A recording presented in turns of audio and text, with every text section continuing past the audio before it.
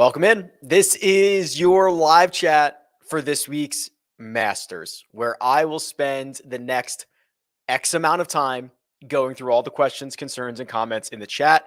We'll cover weather. We can cover ownership, one and done, betting, fantasy. I do not care if it is data, if it is golf, even if it's not. That's fine too. Let's talk about anything you want. Hunker down. I've got coffee in hand. I think we're going to be here a while. I'm happy to be here as long as possible. These usually last about an hour. Sometimes we go into overtime for the Masters. I assume it's going to be a bit. So I'm here for it. I love this. My favorite part of the week. We'll go through as much as we can. Here's how it works.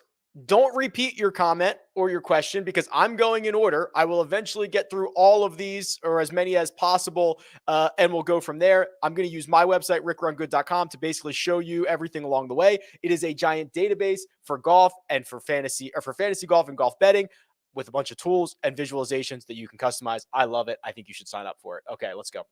Robert Long says, let's deep dive Cam Young. Let's deep dive Cam Young. This is the golfer profile page, and we will find Cam Young right here.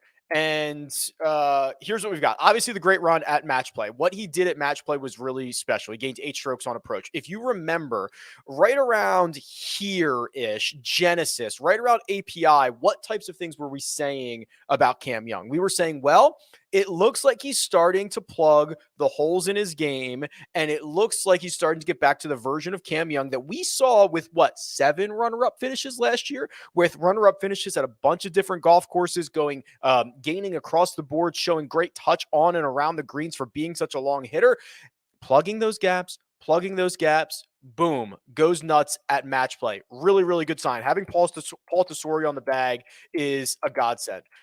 He missed the cut here in 2022. He lost 3 strokes on approach. I don't care. Debutantes generally struggle around Augusta National. He's now going to get a lot more experience with Paul on the bag. I think this is a pretty good spot for Cam Young.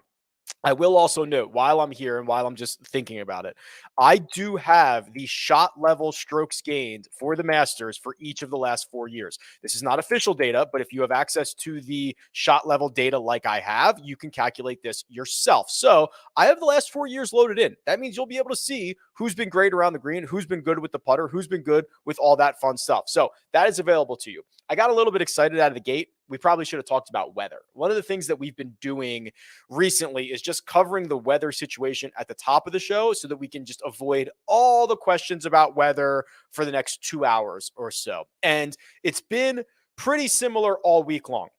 You're going to get a large range of temperatures, and you're going to get likely a lot of precipitation. Thursday, precipitation, like that word that I used? I didn't say rain. I said precipitation. 86 degrees on Thursday. Looks pretty clean throughout the day. Should be solid. No concerns there. Friday is where things start to get a little bit hairy, especially in the afternoon and evening. You're going to see the wind kick up, but probably not, based on this forecast, not super impacting the field. Probably like 7, 8 p.m. on local time. Saturday's the trouble day. Saturday's 52 degrees. Cold, not good for Tiger, by the way, and probably going to rain all day long, and they're probably going to get over an inch of rain. There's a really good chance we do not play golf on Saturday. I think that's realistic. Obviously, great drainage around Augusta National. They have the sub-air system that can pump water out of these greens. I think there's a pretty decent chance we don't play on Saturday if this is the forecast. Sunday morning is the tail end of this storm. You're seeing rain on Sunday morning, then it dies down Sunday afternoon. I think there's a pretty good chance this thing goes until Monday. Now, a couple of little notes about this. There is not truly a weather wave around Augusta National unless they are going to break tradition, right? I don't think they're going to send everybody off 10-1 and 3 something. I don't think in the world that's going to happen. So because everybody goes off number 1, you don't have a true weather wave. I did load the tee times into the custom model. So if you did want to build PM AM or AM PM, you could do that, but it's not a traditional weather wave like we see at normal PGA Tour events because it's a smaller field and everybody goes off number 1 sequentially. I think who this would generally help are longer hitters of the golf ball, guys that carry it further. Your Rory McIlroy's, like Augusta National is already a very long golf course, and it's already playing longer this year. And when you start adding wetness, rain to that, it's going to play even longer. I think if it's sloppy, if it's windy, you'll see guys might miss more greens. You might want to get the long hitters with decent short games, and the greens will, of course, be a little bit more receptive, although not as receptive as fairways and areas around, because, again, they can pump the sub air all day long, all night long, and see how much moisture they can get out of it. So I think the course is going to be in great shape. It's just going to be kind of a little bit soft, a little bit mud bally, if that makes sense.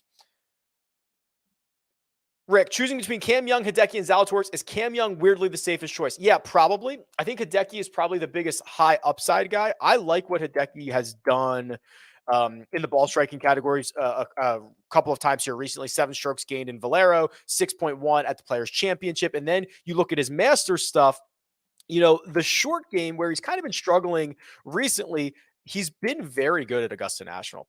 +4 in 2020, +7 in the short game categories in 2021, and 1.5 in the positive last year. And when you can use your experience in those areas, I think you can get an extra stroke or two. It's not just like, hey, a chipping contest at Detroit Golf Club. It's like, no. This is a lot of experience and a lot of stuff happening around these complex greens. So I like Hideki as the upside guy. I think Cam Young is probably the safest. I think that's fair. Hey, Rick, happy Masters week. I used the head-to-head tool to tie break Willett and Woodland, and it definitely favors Willett short term. Do you see any tea leaves that Woodland can regain the same long-term form? That's a question we've been asking about Gary Woodland for quite some time. I am looking through these tea leaves, and I see a golfer that is so lost in the short game that he would have to have a ceiling ball striking week to out hit any of this. Let's see what he's done at Augusta National in his career. So in 2022, lost 6.4 strokes putting. He has never gained strokes around the green here. He's actually never finished better than 24th here, and that was a decade ago. Combine that with what we are seeing recently, I think it is going to be a similar result for Gary Woodland. I do not necessarily like the way this sets up for him, and based on that data. Jordan says, love the show and all the analysis. Thank you. Trying to choose between Justin Rose, Siwoo, and Mito. Your thoughts? A couple different ways we could probably do this. Let's go to the power rankings. Let's look at raw strokes gained for the last 36 rounds, and let's do Justin Rose. Let's do Mito. If you hold control, you can select multiple golfers. And let's do Siwoo and just kind of compare these guys against one another. Now, we have to remember, we don't get the strokes gain breakdown for live like we do for the other tours. So we kind of just have to look at strokes gain total stuff here. So Rose and Siwoo are actually behind Mito. All three of them are gaining over a stroke per round. So I don't think you could go horribly wrong here. If we lean towards Mito and we go and look at his stat profile for the live events and then prior to the live events, he's been pretty good on live. He's gained strokes and at least 5 of them basically every single start this year. He had a good run in Oman and a good run at the Saudi International. Those are weak fields, but they are deeper fields with a cut. And then when we saw him last time on the PGA Tour, he was kind of a ball striking fiend. So if you want to rock with Mito here, I'm fine with that. I think Rose is probably the safest, but I think Mito is objectively, statistically the better option there.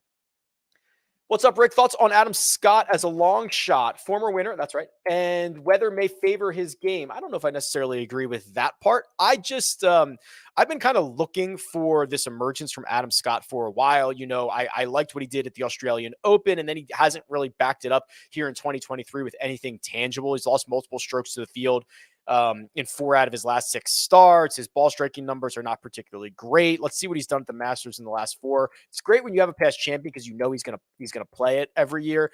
Losing strokes on approach in his last 3 in a big way. Losing strokes tee to green.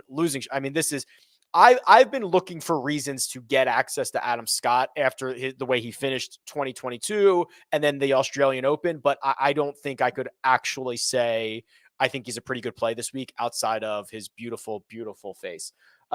Sid says, what do you think about Zalatoris this week? I don't think he came up on your show with Andy, but I can't stop staring him down. That's what Armina does to Adam Scott. Okay, let's look at Zalatoris. So, boy, we've got a lot going on here. We're not seeing the elite. Okay, so we have to kind of look at this from 2 different ways. We have to look at like pre-injury and post-injury, right? So the BMW Championship was that event. He WD'd in Wilmington. He had the back injury. It was was it ruptured discs or slipped discs? I cannot remember, but it was a back injury, kept him out for a while. And then since coming back, we haven't really seen that elite approach play. We got a glimpse of it at Riviera, but not it's still better than tour average, don't get me wrong, but it is not this. It is not the capability of gaining 4, 5, 6, 7 strokes on approach that we saw prior to the injury. Now he's had to make some swing changes. He's had to alter some things because of the injury to try to protect it a little bit, all that stuff. The other thing that I'd be really concerned about is he's been hemorrhaging strokes around the green. Hemorrhaging strokes on the putting greens, and he's not a very good putter, or he's not a very good player around the greens. If we look at the Masters, though, I think he gained strokes putting in his last 2. Yeah, this is kind of the weird part about this. So he's got the runner-up finish and the 6th place finish, and he's been phenomenal around the greens and with the putter at Augusta National. So 2 very distinct stat profiles that we're dealing with. I lean a little more towards not that excited about Will Zalatoris because I don't think these guys are just going to be able to flip a switch, but if there was ever a place to flip a switch, it'd be here. So call him an X factor, call him a dart throw, call him whatever. I skew a little bit more towards no thank you, but I could see a path to the top. Very high risk, very high reward. My model has Rory as a relatively distant third, but I can't shake the feeling Rory is destiny, especially with the weather. How am I supposed to approach this? I don't think I don't know what model that you ran that should have Rory as a very distant third, by the way. If you go back to the power rankings and you look at everybody in this field for the last 100 rounds, you're going to see 2 guys that stand alone here from tee to green. It's Scotty Scheffler and it's Rory McIlroy. It's not even close for everybody else. They're both gaining 2 strokes per round. Nobody else is over 1.5. This is special stuff that Rory's been up to. I love the change that we're seeing with the driver gaining 8.5 strokes off the tee at match play. I like that he's putting well, best putting week at the match play since CJ Cup where he won. You talk about destiny. This is the destiny part is outside my purview, right? I like to look at the data. Rory is very aware of his place in the game. Rory is a historian. Rory understands what it would be to be the 6th guy to complete the career Grand Slam. I worry that he will be unable to detach himself from the reality of the moment, right? And knowing how big it is and knowing that he has a really good chance. That's the only thing keeping us from smashing Rory, right? I mean, he has been phenomenal around Augusta National. I don't need to tell you that. Gaining multiple strokes. You look at his last 4. Look at what he does with the driver here. He missed the cut in 2021. He drives it unbelievable. The short game, he gained 6.8 last year. He gained 9 in the short game in 2020. That was the November year. I mean, he is a stallion of all stallions. I know that probably didn't help you, but good luck. Thoughts on this elite head-to-head matchup? Vijay Singh minus 250 versus Jose Maria Olazabal. Okay. First off, let's see what data I have on these guys. So I do get the Champions Tour data. So by the way, quick plug, RickRunGood.com has live data, PGA Tour data, Korn Ferry, Senior Tour, European Tour, Asian Tour. That's 6 tours, by the way. So I do get the Senior Tour data. So VJ is coming off a T5 at Mission Hills. He plays okay on the Senior Tour, a little bit better than average. Jose Maria Olazabal, I don't even know if he's playing. Is he? Does he play frequently? Let's see. Yeah, okay, he's been teeing up. He's been getting ready. Hasn't been that good. He's been losing strokes everywhere he plays on the Senior Tour. Yeah, I think you lay the minus 250 on VJ. More likely to be in contention, Larry Mize or Sandy Lyle. Neither is not an option. You guys are sick. It might be Miser. How sick is it that we are on a Masters and we are like deep diving Larry Mize's like 78th place finish at the Ally Championship? Like, how sick is this? So, oh boy. So that's Miser. And here is Sandy Lyle again. I don't even know what data we're going to have here. Boy. I'll go with Mize. How much do you think playing with Tiger will affect Vic? Do you think it is enough to pivot? So let me just say, playing with Tiger is not great for anybody, especially at the Masters. It's a circus. It's going to be a circus. It was a circus at Riviera. It's a circus everywhere Tiger goes. It's not easy to play with Tiger. It's not. I do think that Victor has a good outlook on it. I was just texting with him a bit. I think he seems excited about it. I think he seems like it's going to be like he thinks it's going to be cool. I just in general don't think it's going to be easy. I don't think it's enough to pivot off of anything. What we're seeing out of Victor that elite ball striking. We didn't see it at the match play. Match play is weird, whatever. We've been seeing the elite ball striking for a while now. I believe he's got some breakthroughs. He's working with a new swing coach. He believes he's got breakthroughs around the green. That's something I've also heard from him as far back as Riviera. So I think he's getting very close there about putting some of that stuff into play. I am not pivoting off of Victor because of Tiger. Victor's been in Tiger's orbit before, right? He's won the Hero World Challenge twice. He was the low am in 2019 when Tiger won this thing, so he was in Butler Cabin. I don't think it's going to be fun or easy for anybody to play with Tiger, but I think Victor will embrace it.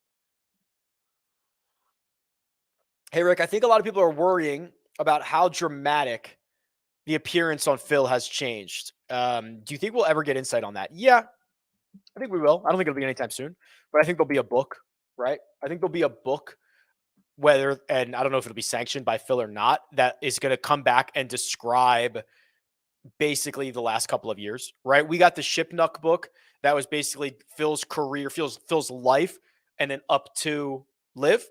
I think we're going to get a book that is post-Live, and I think it's going to be, yeah, man, I agree. I mean, this is like realistically one of like the perceived healthiest guys that we've had. He's winning golf tournaments at 51 years old. He's high kicking over people. Very flexible, very health conscious. And I don't know. I don't think he looks particularly healthy. That's my opinion. I don't know. So yeah, I do think it's probably a lot of stress. I probably think there's a lot of stuff that he's been going through. I don't blame him, but I think we'll get a book on that eventually. Good day, Rick. Good day. If my recollection that par 5 scoring being important at Augusta is accurate, also wondering if that'll be mitigated this week by playing conditions. Okay.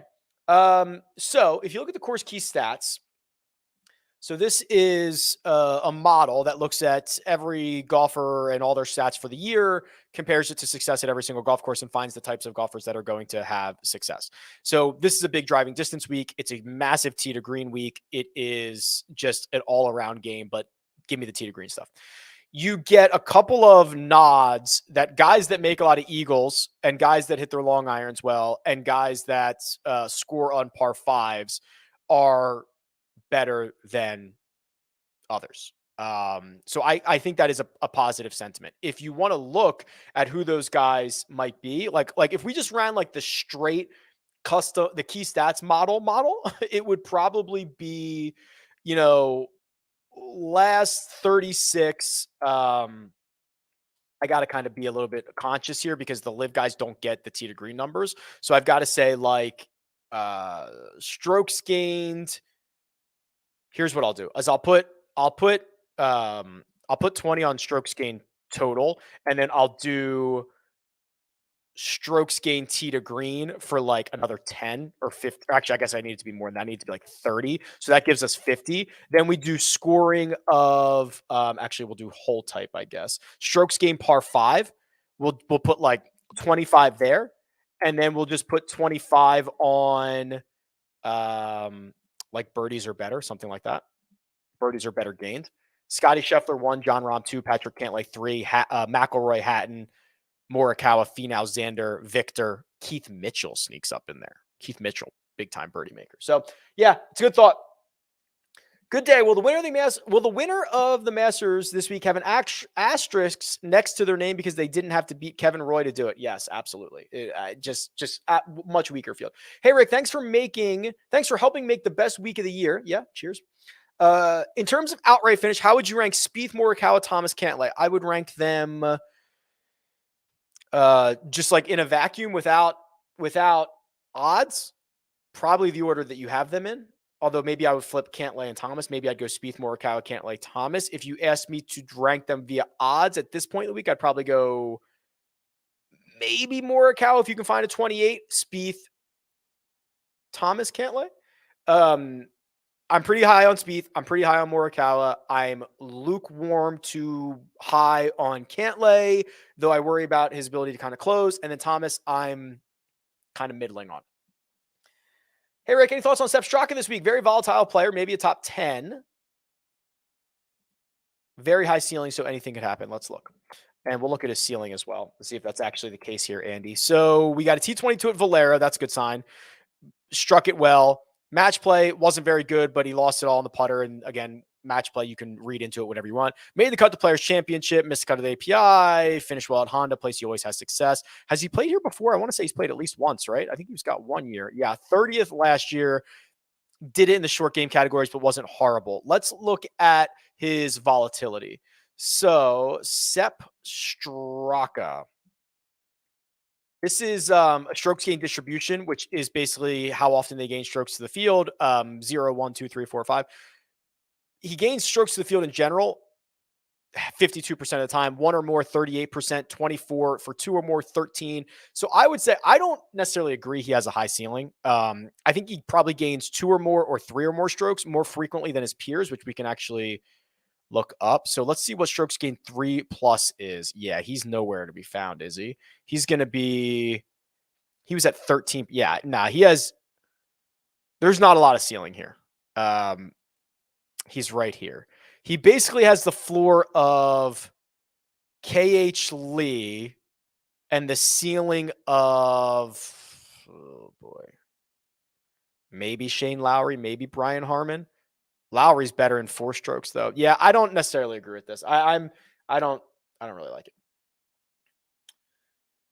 Important question for the Slack people. Do you agree that Scotty sucks? No. Can we rank the $7,100 golfers? Sure. Here's the cheat sheet, RickRunGood.com. $7,100 golfers are here. Kirk, Mitchell, Kitayama. I would rank them Mitchell, Kitayama, Kirk. Which players have the best data when the tournament has multiple weather delays? JG might be trolling me on this. I don't know if he actually is, but he might be. What is that, like 3 tournaments? I don't know. I don't have that data. But if you compile those tournaments, you could go to the Holy Grail and you can punch in any tournaments that you want and you can look at it. But you might be trolling me. Russell Henley, pretty good history. How about current form? And Adrian Moronk deep dive on the first time, or could you see a top 20 or top 30? Moronk, if I remember correctly, is just an absolute smasher. Which might work well for distance this week. So here's Henley coming off of a close call at the match play where he didn't get out of his group, but he played well at the Players Championship. Yeah, the form it's getting better. It's not super long-term, but it is getting better. We kind of saw struggles after the win, which I'm not going to kill him for.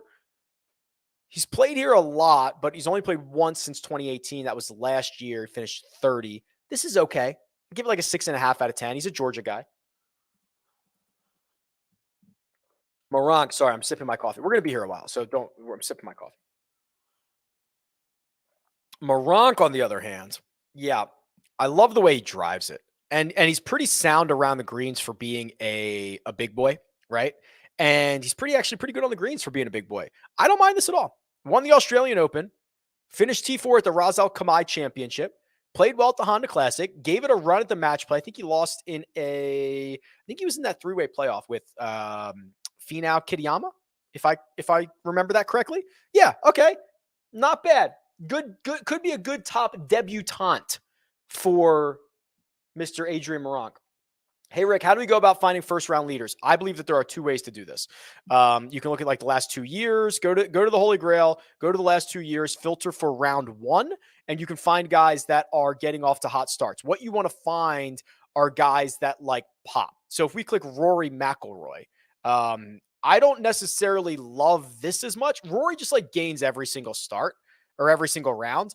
I want this. +5, +5, +8, +6, which he hasn't done since the Open Championship. I don't mind guys that are probably a little more volatile. Let's look at Cam Young, for example. Yeah, like Cam Young could lose you 2, lose you 1, but gain you 6.5, gain you 5, gain you 5. Let's see what Neiman's been up to. See, that's not volatile enough for me. How about Hatton? Not volatile enough for me. How about Victor? Almost a little bit too solid. How about Cam Smith? Yeah, this isn't bad. +5, +5, but he could lose you some. And then what you could also do is you go to the strokes gain distribution. You sort by guys who gain 5+ strokes to the field a lot. That's what you're going to have to do. If you're going to be the first round leader, you're going to have to gain 5, 6, 7 strokes to the field. So here's your guys: Jon Rahm, Cam Smith, Rory McIlroy, Cam Young, Bernhard Langer. Langer does a lot of damage on the senior tour. If I remove the senior tour from this, Langer goes bye-bye, right? Finau jumps into the 5th spot. Speaking of, Could this be the week for Big Tone? Does he get it done? Would you be confident or not? I think Tony's going to have a good week. Do I think he's going to win? No. There are just a lot of guys, right? I mean, there's just a lot of guys who are playing phenomenal golf. If you look at his history, it's fine. 3 top 10s, a 35th and a 38th. It's fine. It's nothing. He hasn't been great at one thing and he hasn't been horrible at one thing. I think it's okay. I do not think Tony Finau is going to win. Do I think he's going to finish inside the top 15? Yeah, I do. I will skip your question if I've already answered it. So, we've already talked about Mito, so I'm just going to skip that. Would you play Tiger in a single entry? No. Feels a little bit risky to me. I'm actually more bullish on Tiger than most, I think, at this point. I was on the First Cut pod yesterday. Obviously, that's a show that I host for CBS Sports, and the other guys were not. They were reading the tea leaves of his presser yesterday, and they were like, he sounds like he's toast and done, and the cold weather is going to be a problem. I don't know, man. I was at Riviera with him. I walked basically every hole and looked a lot stronger. Looked a lot stronger than he did last year. The speed's there. The game's there. I know it's a tough walk. I know all that. He had his best driving week at Riv since August of 2020. Not a lot of rounds, but it's true. Had his best approach week since August of 2020. Not a lot of rounds, but it's true. You give him 2 strokes extra per round because he's a killer at the Masters and he knows everything about Augusta National. Yeah, I mean, I'm pretty bullish on Tiger. Also, here's a low-key thing that somebody tweeted me. If they get washed on Saturday, an extra day of rest in the middle of this golf tournament helps Tiger Woods the absolute most. Have we thought about that? And is Saturday the freezing cold day? Yeah, Saturday 52 and rainy. If he does not have to play golf that day and gets to rest and rehab, that is good for Tiger Woods. And then if he finishes on Monday, 65 and sunny, I don't know. Speak it into existence. Have you ever made a pimento cheese sandwich? No, not a big cheese guy. I don't have a great tolerance for dairy. So no. Hey, Rick, wanted to know your thoughts on Svensson this week. Adam Svensson, the Canadian winner in the fall. I feel okay. He's making his debut, right? He's one of the debutantes. Yeah. I think it's going to be an uphill battle. I like this. I like the approach play. He doesn't drive it as well as I would like. The short game can pop, which is fine, but he can also lose 4.5 strokes putting. I think that this is kind of it's kind of a big ask for a guy with this stat profile. I think it's kind of a big ask. Can we do a welfare check on Tommy Fleetwood? Sure. Why not? Let's do Tommy Fleetwood. Look at that. Nike on Nike stuff. Didn't play well at all at the match play, but before that, it was a great run of golf. Valspar T3, very good stat profile. Players, very good stat profile. API where he lost 5 strokes putting, fine. Great stat profiles. Great stat profile. Great stat. I'm okay with this. Let's see his Masters stuff. If you can just forget about the match play, which I think is a pretty fair thing to do, Tommy's got to be pretty strong here. Look at him driving. 3 of the last 4, he's gained at least 3 strokes off the tee. Around the green, he's never lost at Augusta National in his last 4. Putter's been generally positive. Yeah, it's a go on Tommy. 40-person one and done. I'm in second. Rom, JT, or Cam Young? JT or Young? I would probably save Rom. It's not a massive purse. Remember that. Jay-Z is here. Welcome, Hove. My homeboy Rick, what do you think about Taylor Moore? Maybe an interesting option for top 10. Yeah, another debutante here, right? Right, Jay? So here we go. I do love this. I do love the way he plays from tee to green. And I do love that he's a very good putter and he's like an okay around the green player. This is actually a pretty good stat profile. He might be my favorite. Him and Moronk might be my favorite debutantes. He drives it so well. He stripes it. I mean, this is a pretty darn good stat profile. Yeah. Is this his first major? It's gotta be, right? I guess maybe not. He could have played the Open. He hasn't played the Open Championship. He hasn't played the PGA. He's played the US Open. No. So this is his first major ever. That's a little bit worrisome, but that's a good stat profile. With all the win equity up top, are you using the lower price guys as your core and mixing in the top guys in your core cascading method? Or are you taking stands on guys at the top and mixing in value plays? Good question. Let me sip my coffee. I'm taking a stand at the top and mixing in the bottom. I mean, I think it's a 3-horse race, right? I think the big three at the top are well deserved: Scotty, Rahm, and Rory. I'm taking a stand probably on Scotty and Rory, probably on Scotty, and then finding other ways to get creative and mixing in guys down at the bottom, right? I'm not going to pass up on the Scotty win equity, though you have a lot of guys here in the 8s, 9s, 7s that have a lot of similar win equity. So I'm not gonna mess up on that. Mito Pereira or Taylor Gooch. I'm glad we finally got a Taylor Gooch question. I like Gooch. I think Gooch is probably the best player in the $6,000 range. I actually think he's probably what's his ownership going to be, because I think he's criminally underpriced. Hoagie's going to be 10%, Gooch 5%. So what do we know about Taylor Gooch? Well, when he was on the PGA Tour, he was a pretty darn good ball striker, right? Gains a lot of strokes on approach. He's okay with the driver. I wish he drove it a little bit better. And he's fine in the short game. That's fine. Then he goes to Live, and he's probably been one of the better Live players. He had this little bad run here where he lost strokes at Live Golf, Chicago. He missed the cut at the Alfred Dunhill Links. Other than that, he's back on the upswing here, right? Finished 12th at the Saudi International. He's played well in Live events this year. And by the way, finished 14th last year. Putted well. I think Gooch is like almost easily the best player in the what's it called? 6K range.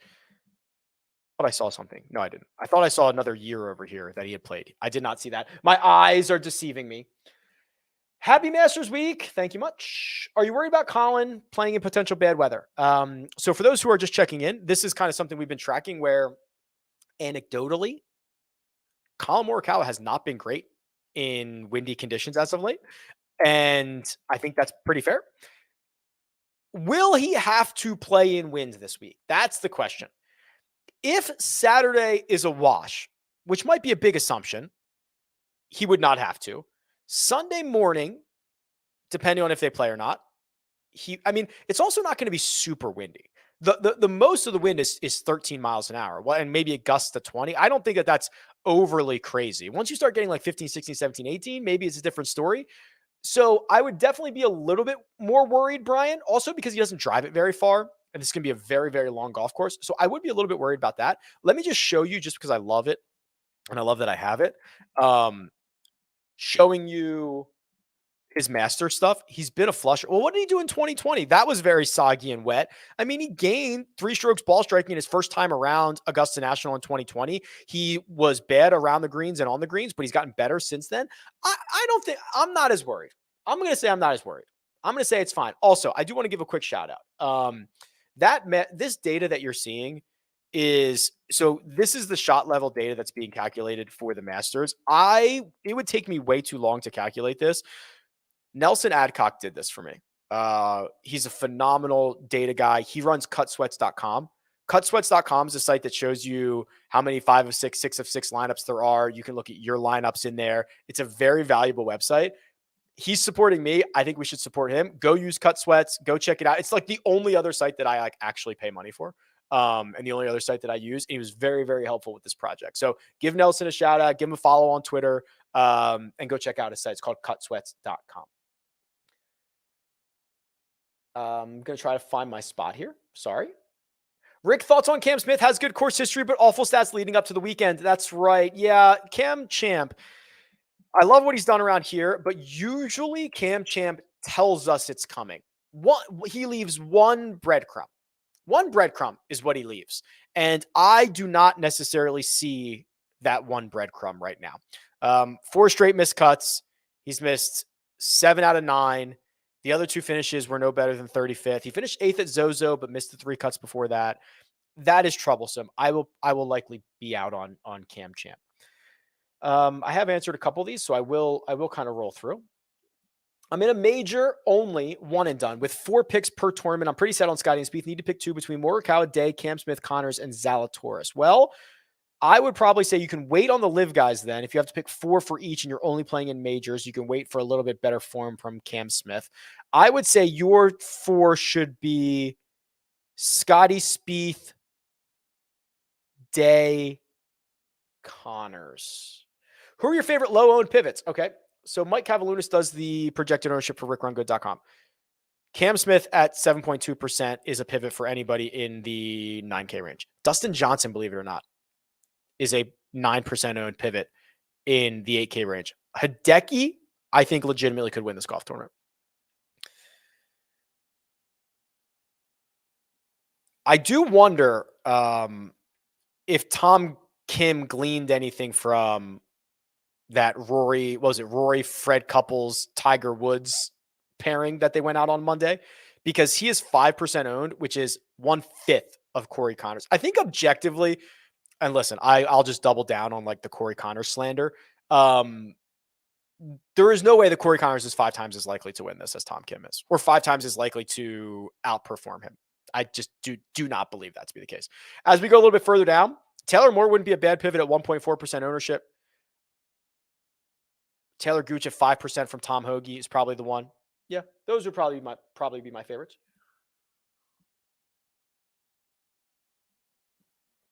This is a question in regards to Seamus Power or Tom Hoge. I probably prefer Hoge in this situation.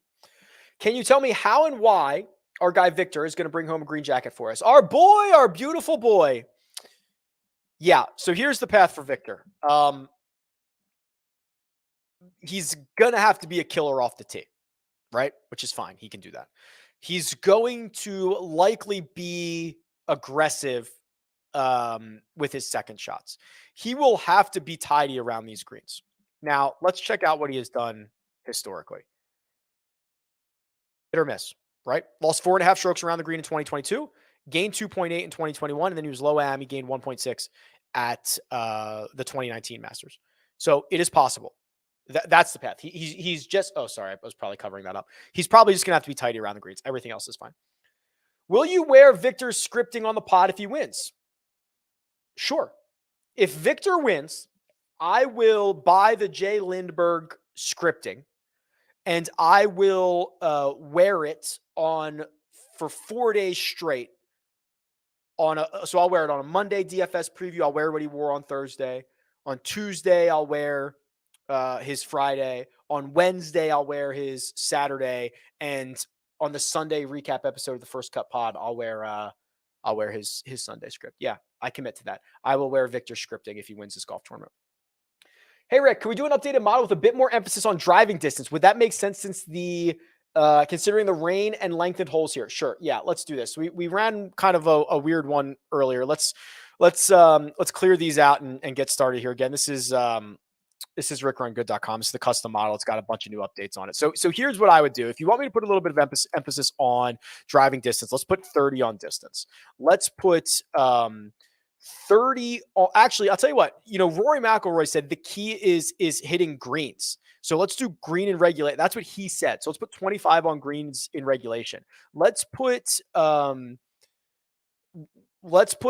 15 on strokes gained around the green in the last 36 and 15 on strokes gained putting in the last 36. What does that leave us with? 15. Let's put our last 15 on. So we could do a couple things here. We could do strokes gained on long courses, 10, and then course history, we'll put 5 on Augusta National. How about that? Is that fair for everybody? My number one golfer is John Rahm. Scotty Scheffler 2. How about this one? Mito 3. Cantlay 4. Finau 5. Zalatoris 6. Rory 7. Spieth 8. Day 9. Xander 10. Pretty interesting. Where is... Oh, okay. So all 3 of the top guys are in the top 7. Just kind of looking through. Victor's 30th. Okay, cool. There you go. Yo, Rick, in the custom model, if you're looking up last 36 rounds and a live guy shows up top, what events is this pulling from? If you're looking at, it would be the measured rounds. So it's not going to be a lot. Hey, Rick, thanks for all you do. Last minute in GPP, HV3 Svensson or Kokrak. Svensson, but I do not like it. Why is the price so low for... Oh, I thought that was for not available this week. For not this week. Well, I don't think he's been particularly good on the old Live Tour. Let's see.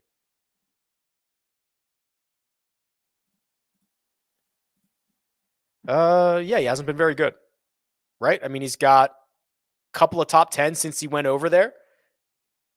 Generally below average, couple of pops where he's finished 6th in Tucson, but yeah, I mean, I just don't think he's playing all that well. Is probably why that price is there. Let's see his Masters stuff.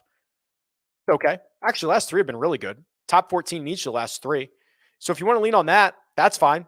But I mean, the answer to your question is he has not played very well. Why does this course favor left-handed hitters? Yeah, that right to left shot is it's valuable around here. And I think at the highest level, most of the top guys, they play fades. So lefties hitting a big high fade is great because that right to left shot helps. Yeah, that's why. In second place in my one and done, your thoughts on saving Rahm or Rory and going with Jordan? Yeah, that's perfectly fair. Wet conditions predicted. Playing guys who have a higher ball flight. You could go to. Do I have this on the Holy Grail? You could go to. I don't have spin stuff. I have club head speed. I've got driving distance, distance from edge of fairway, total driving efficiency. The PGA Tour's website has some spin stuff. By the way, we are going to be here forever. Hope you guys are hunkered down. I'm going to have to order lunch at some point. Take a lunch break. How's the Masters betting card looking? All right, here's what I did. And the caveat here is you shouldn't care what I do. Bet who you want to bet your own thing. I'll tell you who I bet and why, but you shouldn't do that. Just bet whatever you want. My card for this week. I've bet Victor. I've bet Victor every single time he tees it up. If you're tuning in, that's the facts. So I don't even really include him in this. I got him at 48-1. I bet Scotty Scheffler at 8-1. I think Scotty's going to win this. I think he's going to be in the mix. I bet Jordan Spieth at 19-1. So I think I probably got a better number than most on Scotty and maybe a worse number than most on Spieth. I bet Hideki at 50, and I bet Morikawa at 35. So that's the card. 8, 19, 35, 50. Hideki, Morikawa, Spieth, Scotty. I did also a couple of weeks ago bet when I saw that Bryson was 195-1 at Circa. I did bet like $20 on that, and then they moved it to 225. So my action moves things the other way. They look at that and say, "Oh, it's definitely a lock that he's fine." So that was just I saw that in there and I threw it on it. Here's a Minwoo question. Yeah, Minwoo played well here last year, didn't he? 14th. Am I making that up? Or am I right on that? No, 14th. Gain strokes off the tee, lost a little bit on approach, lost a little bit around the green. He putted his lights out, his ears off. I don't know if that's a saying, but he actually, it's not super uncommon for him, right? I mean, he's a very, very good putter. He gets hot. He gained 7 at the Players Championship. He gained 5 at the Andalusia Masters. He's constantly gaining multiple strokes with the putter. So I don't think it's that bad. Yeah, fire up old Minwoo. That's fine. Driving distance on Rose, course history is plus decent form. I think he's in good. Yeah, I'm pretty warm on Rosie. Top 10, something like that. Hey, Rick, great content on Always. Just signed up for the site. Oh, thank you. RickRunGood.com. Has there been any news on Cam Smith? He's been trending lower and lower each time. Any injury news? No. He said in his presser yesterday that basically he did not prep as much this winter as he did last year. That's literally what he said. He said he spent a lot more time in Australia and didn't play as much. Hey, Rick, thanks for doing this. Pick 2F3, Lowry, Rose, or Neiman without knowing what the scoring is or what this is for. I guess Rose and Neiman. Am I crazy for putting Cam Champ in my lineups? Probably. Is there anyone that you were in on early in the week and are now more hesitant based on ownership? Okay, well, I've definitely warmed on like DJ and Cam Smith for how not popular they are going to be. I think that I was probably higher on Sung Jae, now that I see he's probably 22% owned, I don't mind going to, if I can only have one of like Hideki, Burns, Zalatoris, like any one of these other guys in the 8K range. I don't think you'll see me paying up for Sung Jae Im at 22%. There's like no chance I'll take Corey Connors at 25%. I just can't. I'd even take Brooks at 17 before I took Corey Connors at 25. I'd play Minwoo at half that. I'd play Tommy Fleetwood at half that. So, yep, those are probably the guys that makes the most sense. With ownership involved, who's your favorite play from 8,900 to 9,500? So that is Patrick Cantlay to Tony Finau. I think my favorite play is Colin. He's probably right in the middle there, 15%. Nobody's super low owned. Max is the lowest at 13. I would take Colin at 15 over Max at 13.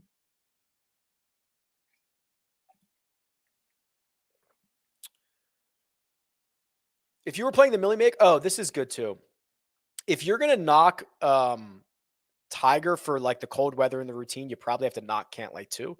The guy's got like a 3-hour routine he's got to go through every time he play. It's I don't know if it's 3 hours anymore, but it's like a thing. So you got to kind of knock Cantlay as well. If you were playing the Millie Maker with respect to the 9 and 10K lineups, who would you start your lineup with? Scotty. Could you go Scotty Cam Smith? That'd be kind of interesting. Who has the better week? Mitchell, Thigala, or Fox? Probably Mitchell.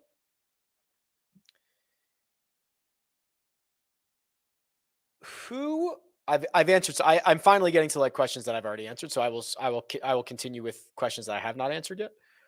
Who is a player $7,500 or below do you have that you think has the best chance of being on the leaderboard on Sunday? I'd say top 10. So $7,500 and below is Adam Scott, Bryson, Sahith, those guys.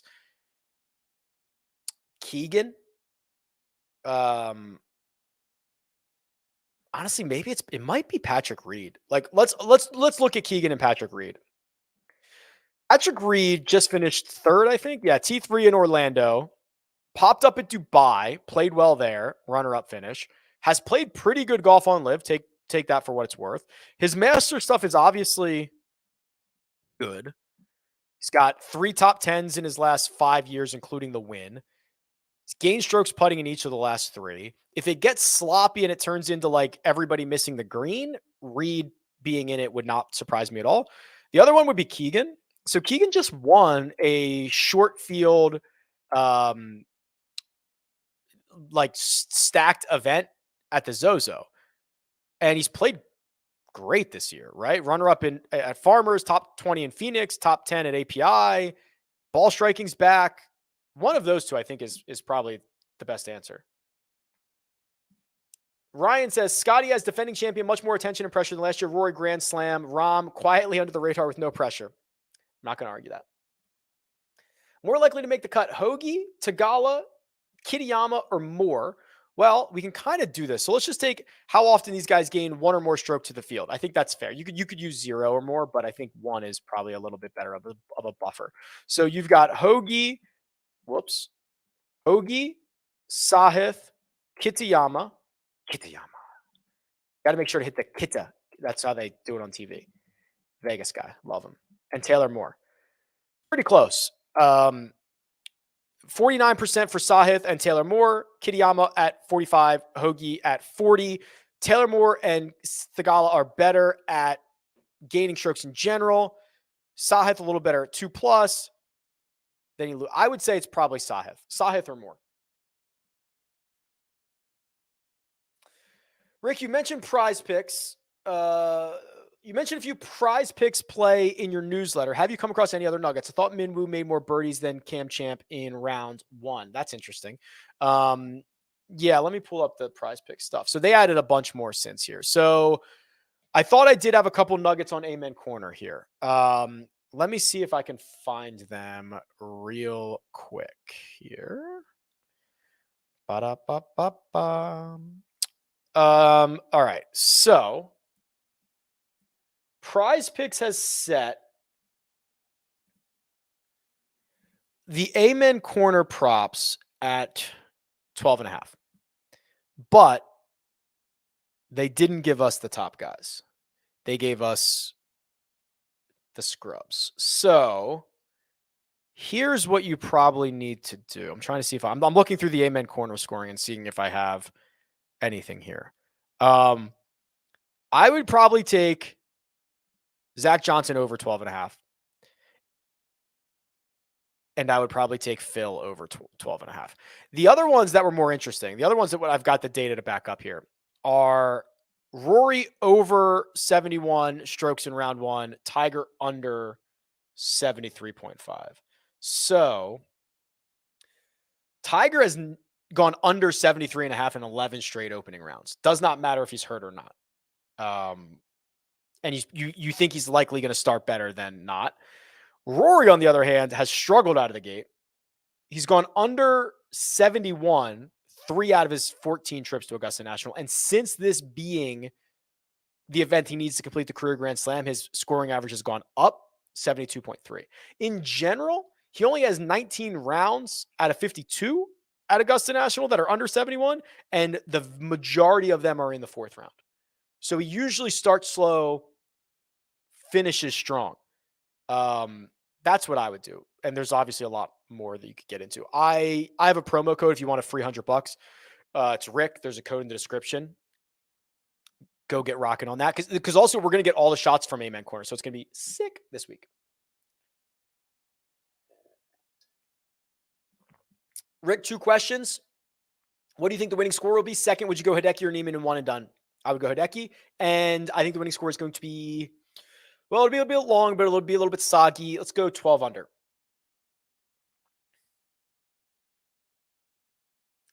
I've deep dived a couple of these guys, so I'm going to continue to roll on. Is this the last time we get an 8.2K Zalatoris at 12%? I know the injury has been causing swing changes. Yeah, so you're looking at it from a different angle. You're looking at it from like a pretty sharp, like just kind of ownership type angle. And if this is, whatever, like if this is a time to just buy low. So 8,200 is the cheapest that he has been. Wow. Since the 2021 FedEx St. Jude. Okay. So about a year and a half. So yes, I would say on that front, you are getting a good deal. So this is a broader question about using the live guys in one and done. I think that, so me personally, I have no problem using a guy from live in one and done. This is a rare opportunity where you're only going to get 4 chances to use these guys, and they are seemingly good enough. It's not a huge purse, right? It's big. It's not huge. And the way that I generally play one and done is foot on throttle immediately out of the gate. And when I do that, I'm hoping that players are going to open themselves up later in the year. Cam Young's, like Will Zalatoris of the world. Like they're going to get hot. We're going to get young guys. We're going to get so-and-so. So for me to be able to get a little bit of a reprieve and use a live guy, I think is very valuable for me and my strategy this year. So I will likely use, I don't want to say live guys at every major. This is the hardest one because we don't really know like what their form. They've only played 3 times. I'd be comfortable using DJ, Smith, or Brooks. I don't mind using Brooks. I think I will use Brooks in some one and done. Major championship pedigree. Kind of looks like he's feeling it a little bit again. Confidence goes a long way. I think he's an equipment free agent right now. That might not be true. It might be a strict sign guy. Yeah, I don't mind doing it.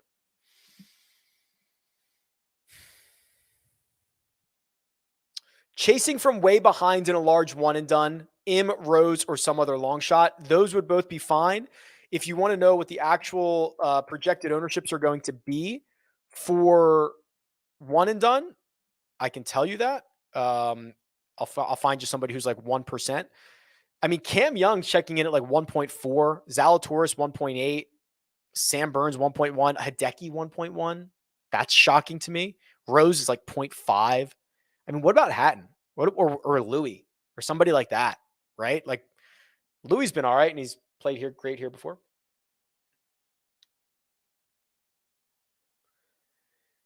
Hey, Rick, anybody other than Jock Market has the Amen Corner props. Jock Market's not available in Ohio. Yeah, PrizePicks has it. So, I mean, I have a code for both of these. So Jock Market's now in props, which is they've got golf props for this week, which is exciting. PrizePicks has a ton of props as well. The code is Rick for both of them. There's probably a link in the description for both of them for your $100 deposit bonus. Anyone know where you can parlay make or miscut? I'm not sure there's legalized. DraftKings Sportsbook might allow you, but I'm not sure other legalized books that might. Maybe Bet365. I'm not sure.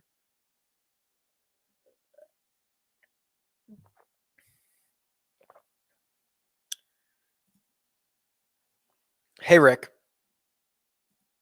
You've got your work cut out for you today. Thanks for all the insight. Yep.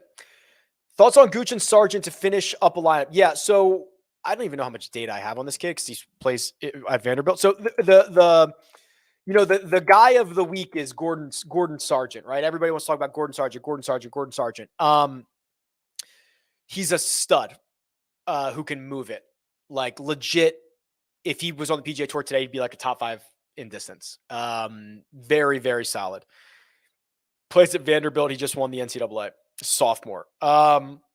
Rory called him the best am he's ever played with. And Homa basically was like, he's already one of the best players out here. Something like that. So yeah, if you want to rock Homa Gooch and Sargent at the bottom, go for it, man. Hey, Rick, what's your bench? Like my bench press? Buddy, if you think I bench press, yikes. I don't know. I bet you if you put me on a bench right now, I could rep. I better be careful here. 155. 8 times. 5 times. I don't know. Pimento cheese or egg salad. Pass on both. I'm here for overtime. We're almost there. And I'm like an hour behind. We're going to hunker in, kids. We got a lot of masters. It's going to go faster because I've answered a lot of these already. But we're talking golf today. We're talking golf. What do you think is the most contrarian way to go about a single entry this week? Start in the 9s. If you start in the 9s, it doesn't even matter who you take. I don't even think you have to take Cam Smith. But if you start in the 9s, you will be different enough. The other thing is, this is a very sticky course, but we're getting a lot of different weather. We might get a start, a stop, a Monday finish. Who knows? Like it could be kind of chaotic. And I know there's not weather waves, but you could have guys who are playing in worse conditions than in previous years. So I would not be surprised if this year was a little bit more random than normal.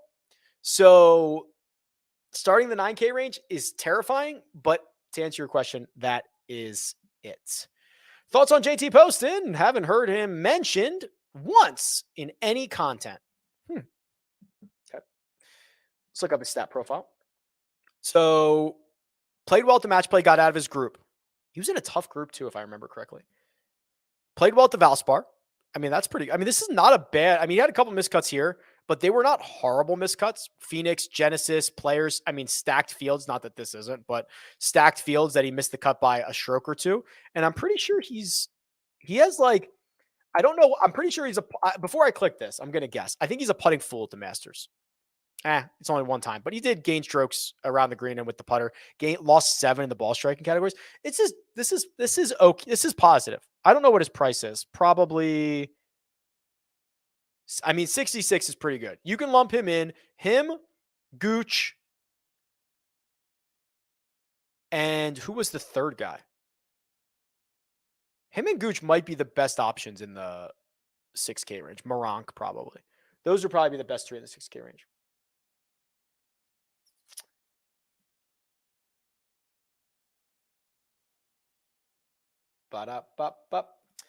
Rick, can you run another model using a more creative and crazy display of data? Yeah, okay. You asked for this. Okay. 10 on strokes gained hard courses. 10 on strokes gained long courses. 10 on strokes gained Kapalua. 10 on strokes gained Augusta National. 20 on long-term around the green, in case this thing turns into a slop fest. 10 on strokes gained putting on Bermuda.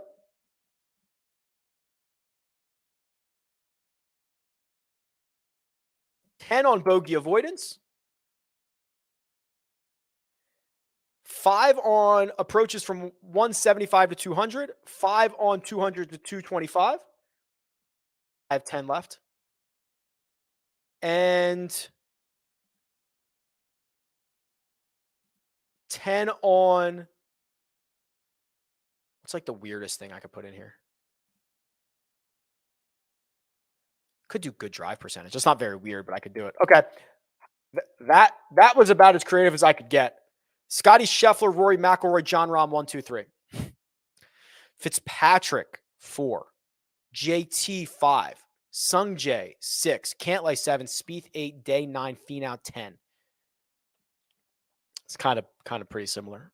Big jump on Fitzpatrick. Big jump for Sung Jae. Gooch is 17th. $6,800 golfer, 17th. Tom Kim is 13th. Chris Kirk is 18th. So if this kind of turn, Patrick Reed, 19th. Yeah, I mean, if it turns into like a slop fest. There you go. Did I do Bermuda or did I do Bent? This is Inception. Sorry, I said Bent and did Bermuda. This is Inception because I got a notification from Slack of them commenting live watching the show. I think it was Greg, is what I thought I saw in the notification. So now it has worked its way into the show. Good eye. Yeah, I said Bent and punched it into Bermuda. So does that change anything? Not super much. A little bit.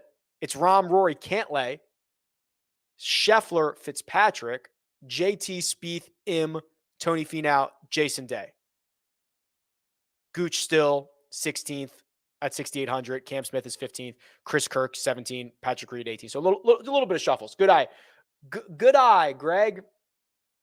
I can't believe I noticed that notification. I should have my notifications turned off.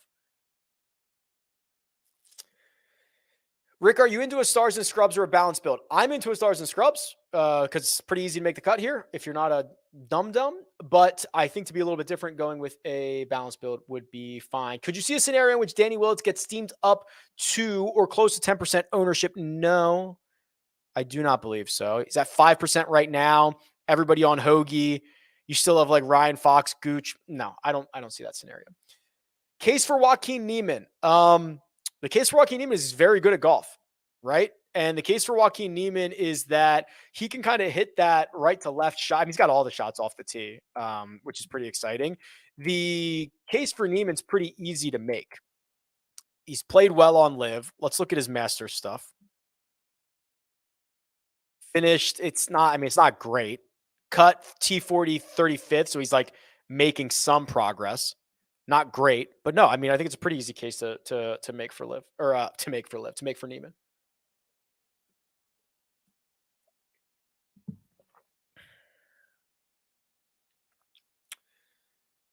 I've answered a lot of these, which is good. Looking for your favorite tournament matchups or first round matchups. I would be picking on Gary Woodland. I would be picking on I'd pick on Rory in round 1. I wouldn't feel super comfortable with it, but I'd pick on Rory a little bit in round 1 and then ride Rory after that. And honestly, if I lose a first round matchup because Rory goes out and shoots a 68, I'd be freaking thrilled. So that's kind of a life hedge as well. You could play against Xander in round 1 with having to play with Tiger. I don't know if they've played together at the Masters before. That would kind of be pretty interesting. Excluding the big 3, what chalky player is worth eating? And which player should we look to fade? Okay. So outside the big 3, I would say the chalk I'm willing to eat would be Spieth at 18%. The one that I'm not willing to is the 20% owned Finau. Hope that helps. Can you deep dive Kurt Kitayama? We are officially in overtime, by the way. I truly do not care how long this takes. If this takes 2 or 3 hours, I'm here for it. Day before the Masters. Like, what else would we be doing right now? Literally. Did you guys take off work? Kitayama made a deep run to match play, and he did it in beautiful fashion. Gained across the board. Missed the cut at the Players, but honestly, this is about as good of a stat profile as you can get for a missed cut. He won the API. He's actually a lot longer off the tee than you think he is. He hasn't played here before, I don't think. No, he's a debutant. I like Kitayama. He's a dog. Like a bulldog. Like, just wants to kill you. And I love that about him. I think this is a pretty... I mean, he's 13th on tour in club head speed. Does that shock you? Because it kind of shocks me. He's like, you can move it. Long irons, look at this. 45th from 175 to 200. I don't love these buckets, but when they all point in the same direction. 20th from 200 to 225. 225 to 250 is 17th. Makes enough birdies. He doesn't really play the par fives very well, or the par fours for that matter. He makes his hay on threes, which is kind of shocking. Yeah, I'm in. I'm in on Kitayama.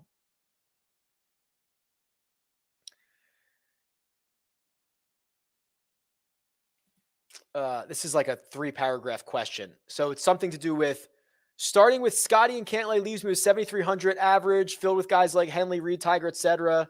Or you could build something like DJ Young, Hideki Zalatoris. Yeah, I mean,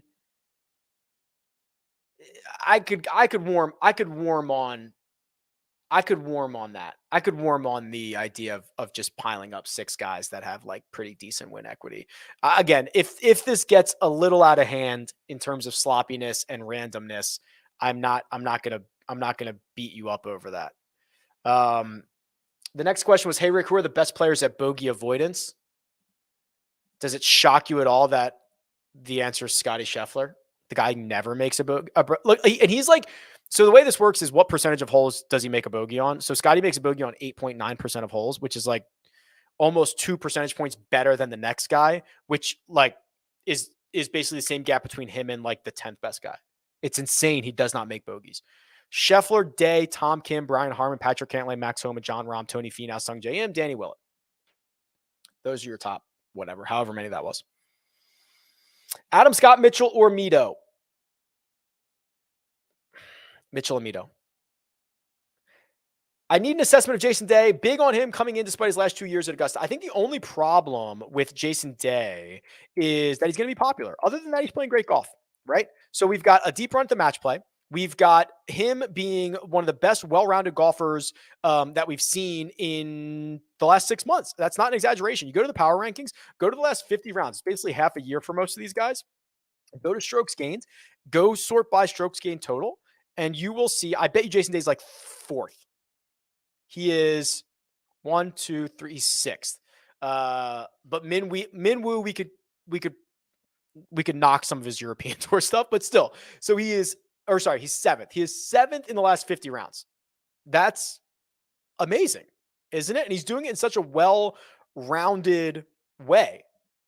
And honestly, so the question also said like, oh, he missed his last 2 cuts. This was when Jason Day was big bad, right? It was 2020 and 2021. He didn't even qualify for this event last year. So how is he playing before the Masters in 2021?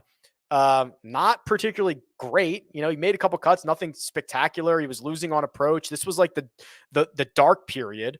And then the other Masters was only like 6 months prior to that, or 4 months prior to that. And he was like not playing super good. He withdrew. What happened here? He withdrew was he hurt? He gained. Oh, he was like top 10 at Congaree and withdrew, hurt himself or something. I mean, this is a completely different Jason Day. So do not look at those last 2 years and think anything about it. Evan says, hi, Rick. Had my best week ever on DFS at the Valero using your core cascade method. Can you do a deep dive on Mito for the Masters? I already did that, but core cascading, if you just Google it, go on YouTube and type in Rick Run Good core cascade. Very cool little strategy to build lineups. Do you know what direction the wind will be blowing at 3 p.m. on Friday if the temperature is between 70 and 80 degrees? It's sick that you asked that because I know you're trolling, but I actually might be able to find that out for you. I'd have to open up a different website. But if you go to Windfinder, they could absolutely tell you that. If you're playing single entry or 3 max, what total ownership are you looking for? 75%? Yeah. I would have said 80 if you hadn't put a number out there. So 75 is fine. I wouldn't go higher than that. Obviously, Rory and Scotty this week, so it would be smarter to take them separately at their outright number or double chance at plus 275. I don't like the double chance. You're usually not getting a good enough deal. You could just do the math, though, and see if you're getting a good deal, but you're usually not getting a good deal there. JT and Morikawa, 2 good outright picks? Yeah, if you want, right? I bet Morikawa. I did not bet JT. Okay, we haven't talked about Abraham Answer yet. I think at some point we'll talk about every golfer in the field, and then we can close up shop, but that's fine by me. So here's Answer. And we'll get to Fitzpatrick next. So he won the Saudi.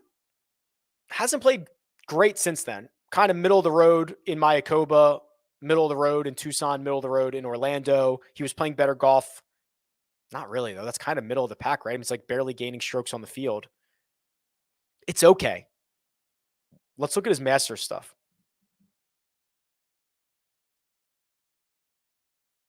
It's getting worse. T13, T26 miscut last 3 years. It's probably going to be a really long golf course for him, like a 4 out of 10. Here's Fitzpatrick. So Fitzpatrick models really well long term. The question is really just like how healthy is Matt Fitzpatrick? Because obviously dealing with the neck injury, this is not what we've seen in 2023 is not Matt Fitzpatrick. This is Matt Fitzpatrick. He's phenomenal, well-rounded golfer who's great off the tee and on approach and all that fun stuff. So I actually think that I think he's a pretty decent case to like try to be early on, right? Like at some point he's probably going to be more healthy than not. And if he is, he's like super X factor guy. Finished 14th year last year, getting better seemingly all the time. Gained from tee to green in the last 2. I would not mind just like a low owned dart throw on Matt Fitzpatrick.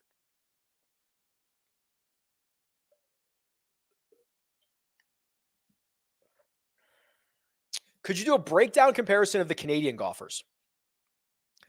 Off the top of my head, Mike Weir, Corey Connors, Kenzie Hughes, Taylor Pendrith is not in this field. Who am I missing? Who's another Canadian?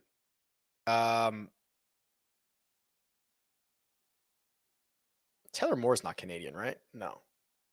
There's got to be at least one more. Now I got to look it up. Sorry. I just got to look it up. We're here for right? Like what is no one's in a rush. No one's going anywhere. I'm going to look it up. So props, top Canadian.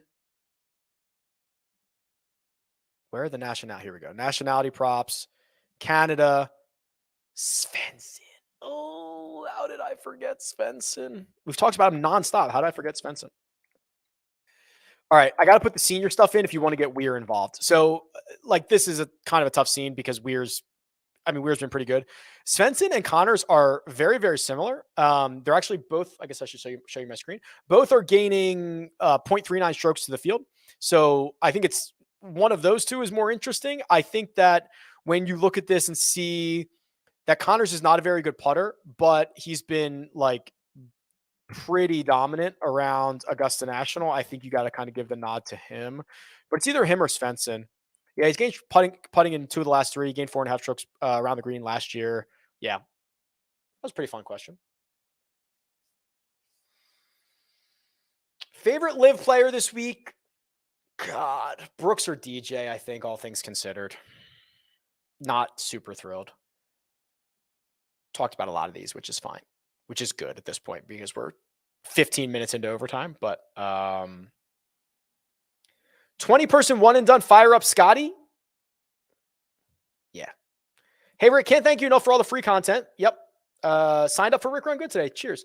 Last man in, Kirk or Siwoo. So I'm probably going Kirk here. We haven't talked about Chris Kirk, or at least I haven't shown you his stat profile yet.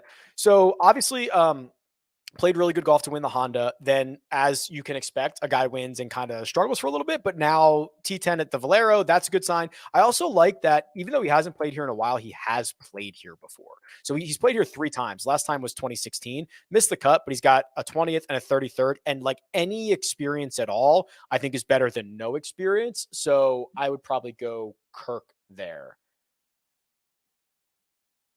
This is interesting. I mean, so it says Reed or Woods for last guy in. Reed has, I believe, way more upside than Tiger does, which is so sick to say, right? But I mean, he's just finished 3rd. If this thing gets sloppy, around the green, could be pretty important. Could you do a Spieth JT head-to-head? Yeah, okay. So this is the head-to-head tool on RickRunGood.com. I don't know how many rounds you want to use. We'll call it 36. That's what I like to use. So you could say you could put any 2 golfers against one another. You could say Justin Thomas versus Jordan Spieth. And you would find out that, wow, JT with the tiny little edge. 52% to JT, minus 111 is what his no vig line should be. I wonder if we go a little bit more recent, 24 rounds, if Spieth takes it here. No, he doesn't. Is JT playing like low key better than I'm thinking? We could do a JT profile. S50's JT as well. I mean, it's not like it's not huge, but it is definitely in favor of JT. JT, yeah, I mean, he's not playing horribly. I mean, the fourth in Phoenix goes a long way.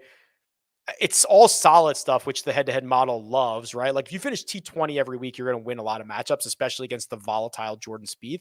I mean, it's probably better than I expected. I have to split hairs, and I'm probably out on JT this week, but like that's because I've got to split hairs, and I can't watch him putt. I can't watch him putt on these greens. I can't. Let's see what he's done. I think he's actually been pretty good here. Yeah, he's gained. God, he's going to win. JT is going to win this golf tournament. Sick.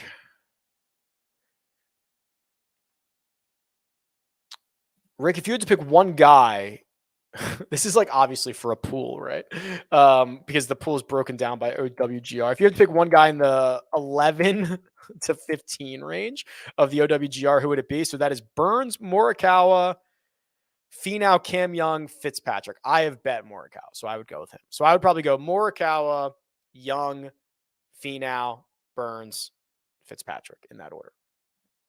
For one and done, I'm about 4 million back, and I have all the top guys but Spieth and Rory. Where would you lean? Rom.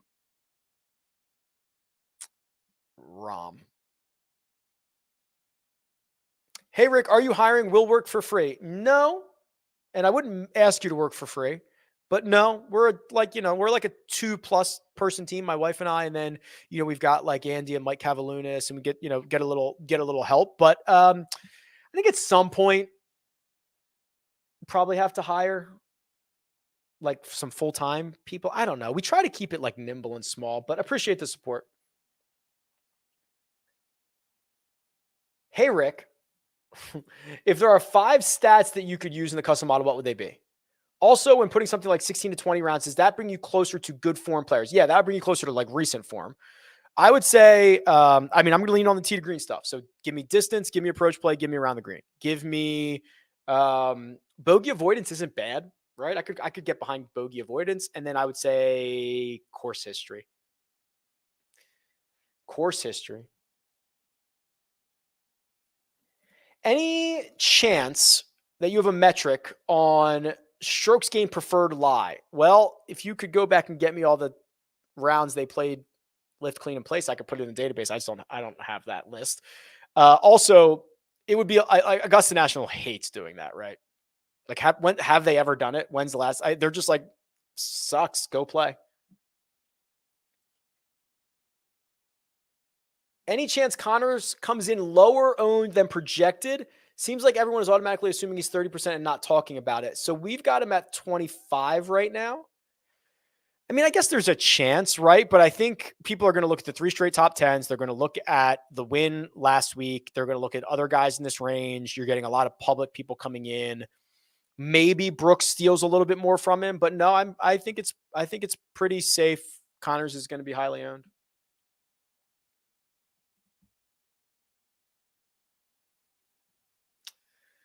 Is Cam Smith injured or not? There's no reason to think he's injured, right? I don't think he's addressed that. For my one and done, I got to go live. I think DJ might be better served at the U.S. Open. Not a bad idea. So Smith, Reed, or Neiman.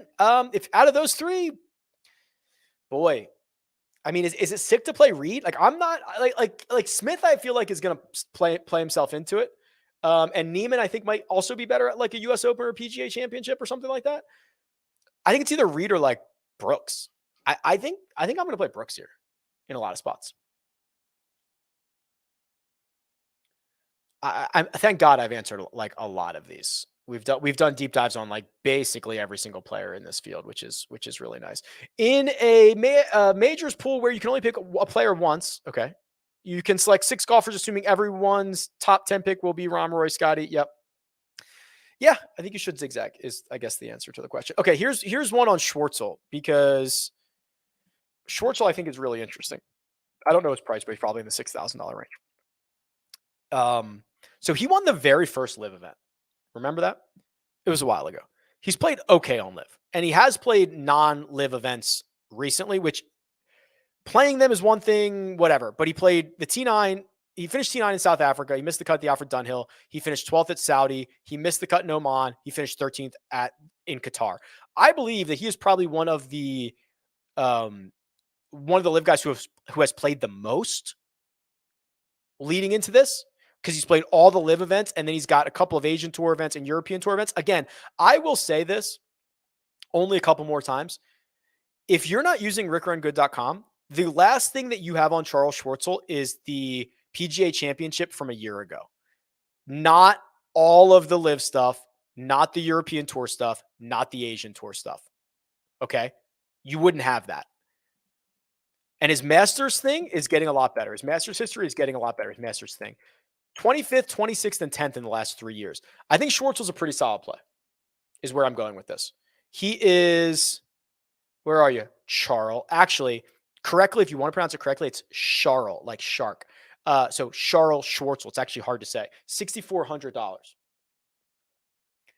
Could you give 2 matchups from DK that look good? No, you should just play whatever you want to play and use the data.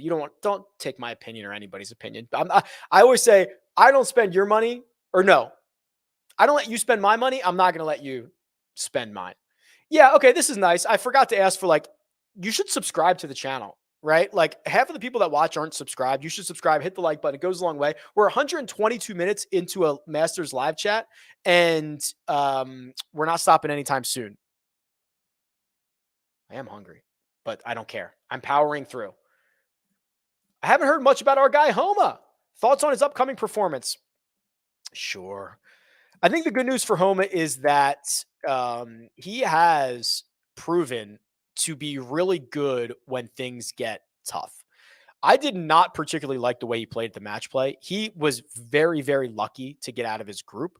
But if we are able to, if we write that off, it's been pretty stellar stuff, right? 11 strokes ball striking at the API. The Players' Championship was great. He's generally a very, very well-rounded golfer. Let's look at his Masters history. I don't think it's particularly awesome. It's not. 48th miscut. So at the stickiest golf course in the world, we've got really bad course history. So that's probably why I've pumped the brakes a little bit. But yeah, 5.5, 6 out of 10 on Homa. I don't mind that. We'll do Varner, and then we'll do, there was one other.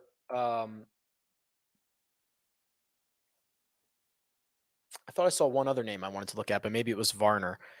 It's not been great, right? I mean, his live stuff is basically average to below average. T16, 24th, 27th, 46th at the Saudi. That was an event that he was defending. That was only 1.5 strokes gained. Yeah, it really hasn't been very sharp. It's almost like ever since the rumors of going to live, which is like the end of the season, he started to play poorly, and then he has not really been good on live. He's gained multiple strokes once. Yeah, it's not great. Let's look at his master stuff. I think there's a lot of, I think there's 23rd last year. Gained across the board. That's nice. But I think there are probably 5 live guys that I think are better. Are you in or out on Sam Burns? More in than out. Obviously, coming off the victory is nice, but I don't like that it was at match play and that it was 10 strokes with the putter. I need to see better ball striking. Remember, there was a time that Sam Burns was a top 25 approach player in the world. Remember that. That's what I would prefer to see. And I'd prefer to see that and the putter get hot. The putter's fine right now. The approach play is not. We also haven't seen him really pop at a major championship yet. Missed the cut here last year, which I'm not going to hold against him. I think his talent is too good to be down too long. So I'm more in than out, but there are some red flags here for sure.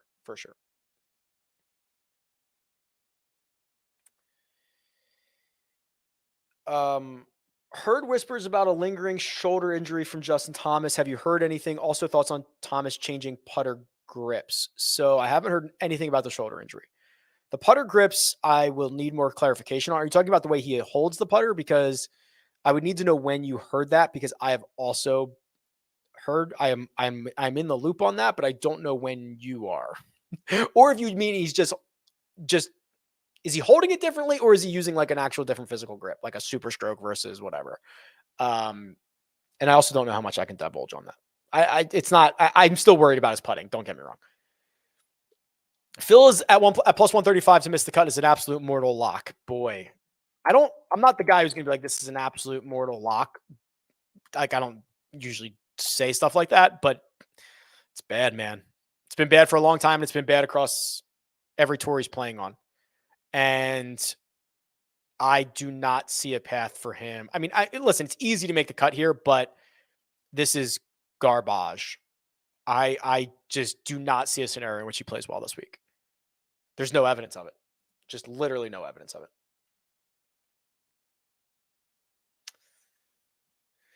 Okay.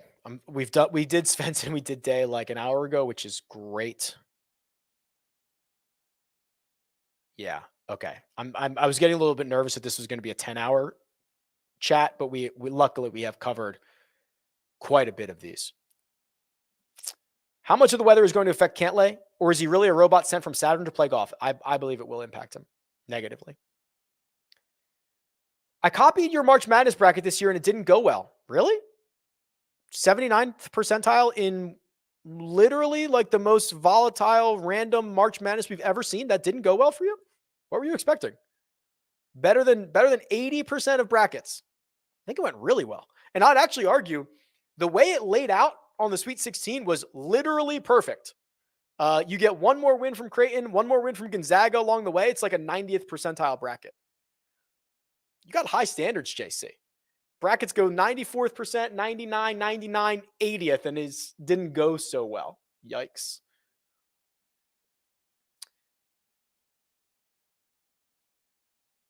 I'm considering playing Sargent in a $200 single entry so I can play 5 studs. Willie Z is my 5th highest priced golfer. Thoughts? I could upgrade to Gooch and downgrade one of my studs. It's really difficult, TJ.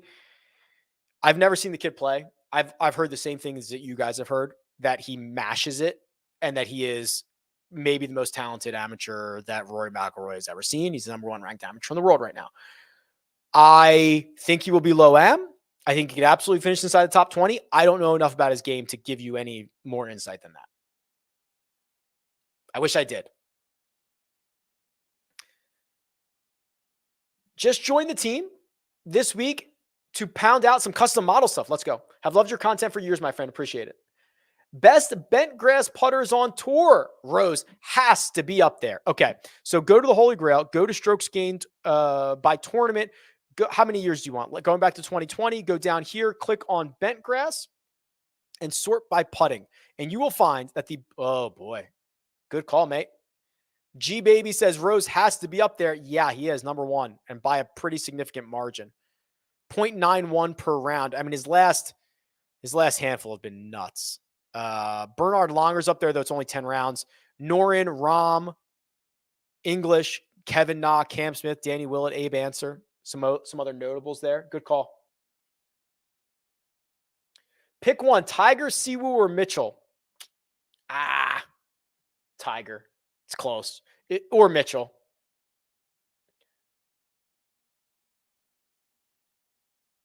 We did Minwoo. Talked about weather in Colin Morikawa. Favorite 2 plays in the 6K. Gooch, Schwartzel, Moronk, Sargent. I know that's 4, but you got to make your own decisions at some point. Keegan or Siwoo, last man in? Keegan. Rick, huge fan of your work. Thank you. Thanks for the grind. To be honest, your ownership projections have burned me. I'm not sure what's going on with them. What are your favorite pivots? I don't know what the expectation is. They're like a 0.93 R squared for like the whole year. Just like about as good as you're going to get. So I'm not sure what the expectation is. The best pivots, the live guys, DJ Cam, anybody but Sungjae, and like Fleetwood, Tom Kim, I think are probably my favorites. Did you see Svensson's weird interview today? He didn't know his caddy's name or what hole 13 was. He said Aaron Y was the only golfer he knew who played medalist. I have not seen that. Sounds strange. Does Tiger make the cut? I believe so.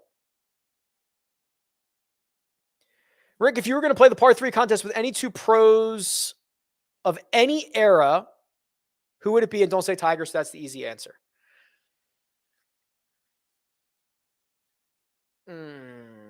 Bobby Jones seems smart.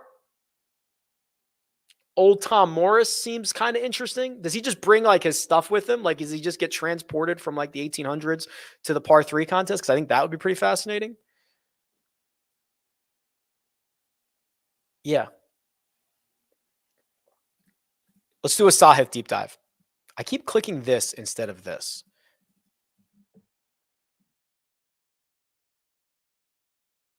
He's been a lot more consistent, hasn't he? Which is kind of weird.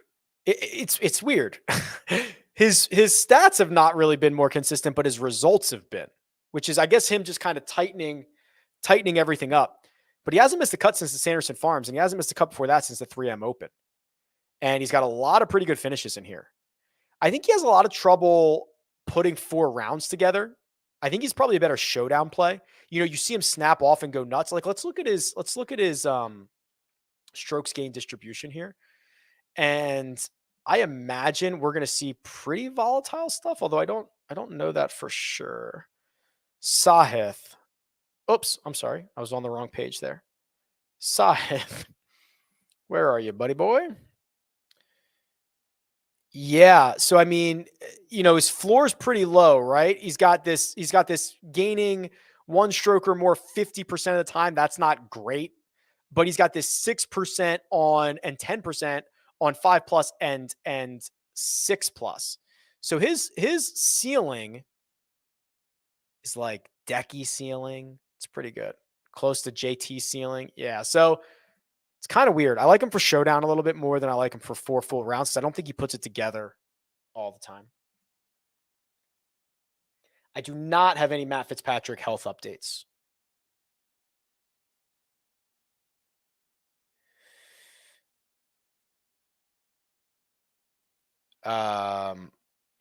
Playing in the Masters tournament this week at my local club. Must pick 2 fantasy golfers to play with on Saturday. Which 2 golfers have the best tee to green stats for Saturday play at the Masters? It's very, very specific.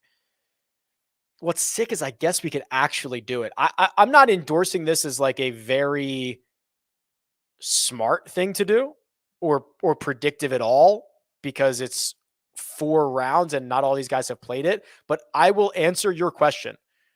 The best tee to green players in the last 4 years at Augusta National on Saturday. I will answer that. That is possible. I do not endorse this as like verifiably smart. Koepka's gained 3.7 strokes from tee to green in his last 2. See, it's crazy. What's weird is he only has 2 because he missed the cut twice. So, like, yes, his Saturdays were great, but like his Thursdays and Fridays were pretty horrible. Molinari, Xander, DJ, Sungjae, Corey Connors. It's kind of interesting. Can you guys hear Oliver? He's losing his mind. There's Amazon delivery or something. Yes. Tom Kim modeled well for me, and he will be low owned, like 1/5 of whatever Corey Connors is going to be, which is interesting. I've answered these, which is all good. This is good. This is a good sign. I'm getting caught up right here. This is how life goes on. Okay, we have not really talked about Xander that much. Just kind of gets lost in the shuffle, I guess, with so many big name players.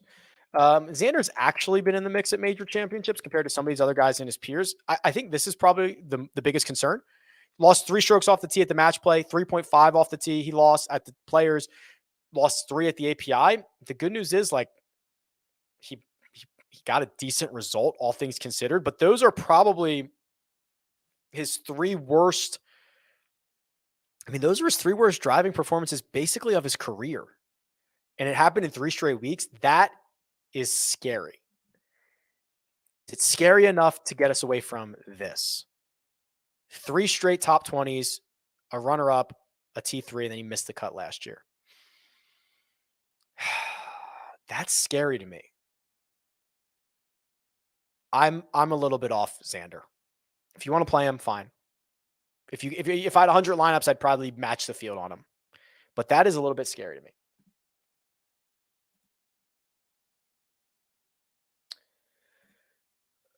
How will it affect next year's analysis if a live player wins the Masters? Well, if you ask Cam Smith, it breathes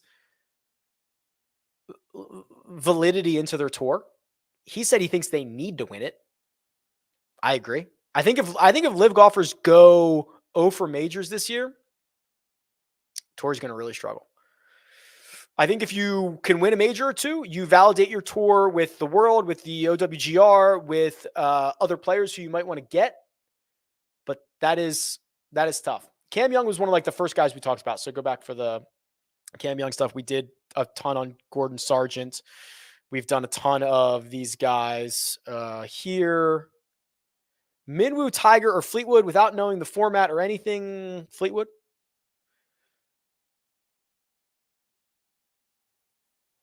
This is just some chatter in here. Didn't Willett win in poor weather at the Masters? He's kind of a mutter, right? I don't mind Willett. I actually quite like Willett. He's playing some of the better golf he's played recently. He's gained strokes on approach, I think, in 5 straight. 4 straight. He's gained strokes tee to green in 5 straight. His Masters history has gotten a lot better since he wins and then it goes sideways. And then he went 12th, miscut T25. Pretty stout on the putting surfaces around here. This isn't a bad idea. I might want to save Rory for Quail Hollow. Yeah, and that's an elevated event. How many live guys do you think finish inside the top 10, and how many do you think will be in the optimal lineup? I think you'll get 2 in the top 10 and 1 in the optimal lineup.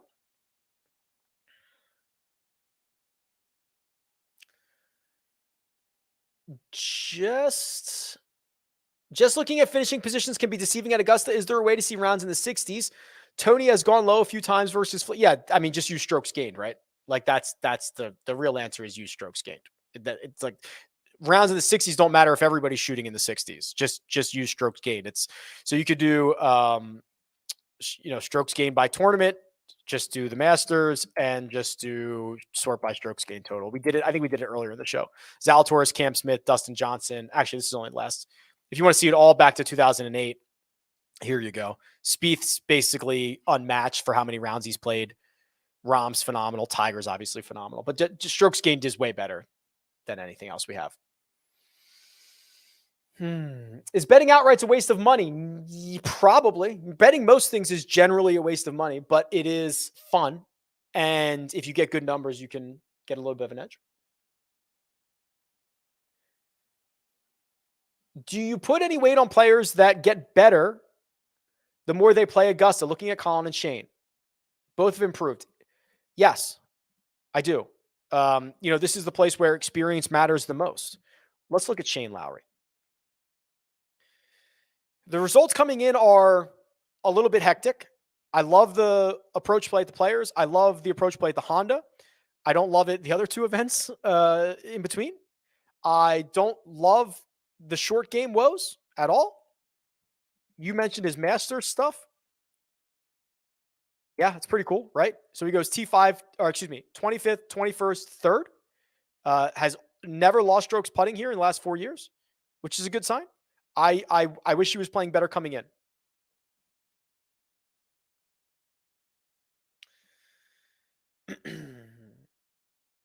Oh, don't ask questions again, please. I've either strategically answered them or skipped them because we've already answered them. I am probably playing Brooks in 1 and done. So the answer is yes to that.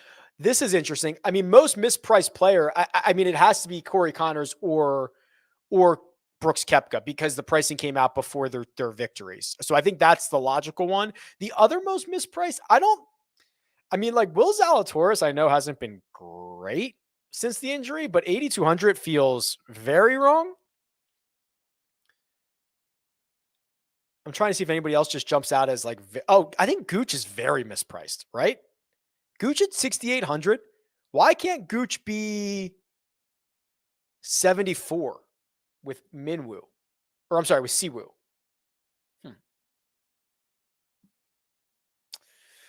Did you just Tilt corporate allegiance, ba-da-bum-bum-bum. That earworm, that McDonald's, that's like constantly in my head. Constantly. Sickening. Why don't live guys show up when I run a model on the site? I guess it depends on what you're using. So, I mean, remember that depending on what number of rounds you're using, the live guys don't have like the full stat profile. If you use strokes gained total, they all have that, right? So it just depends on what you're using. If you're looking for a PGA Tour specific stat for a time frame on the live golfers, you're not going to find it.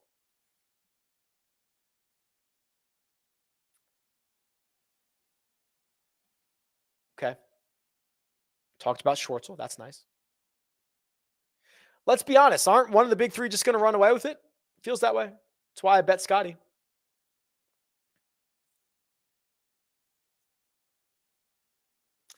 Now there's just a little bit chatter of people in between one another.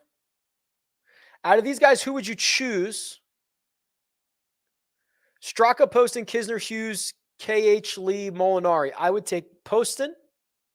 Oh, am I only picking one? Poston. Who have been the best first and second round players at the Masters in recent years? Yeah, okay. Strokes gained by round, Masters, rounds 1 and 2 in recent years back to 2018. Strokes gained total, Zalatoris, 4 rounds, 3.55 per round. HV3 has only got 2 rounds, 3.22. Justin Thomas, 10 rounds, 3.15. Scotty Scheffler, 6 rounds, 3.05.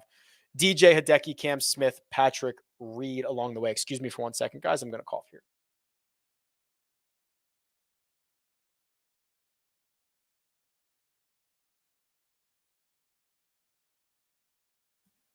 Langer to make the cut. Thoughts? He certainly has the accuracy and knowledge. Okay.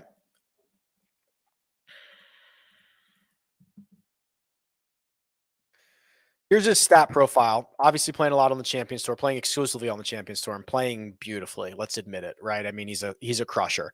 I mean, he gains every single week. He gains 10 or more strokes a lot. Let's look at his master stuff just to make sure he hasn't been too wonky as of late. Missed the cut in the last 2.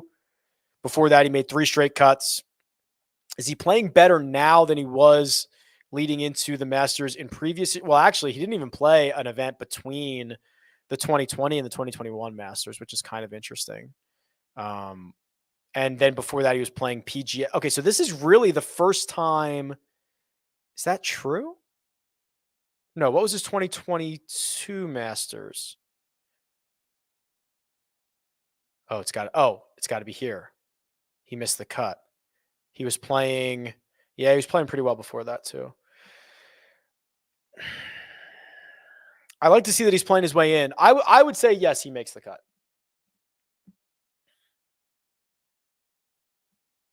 Has anyone won the Masters for their first time? The last time it happened was Fuzzy Zeller, did it in 1979.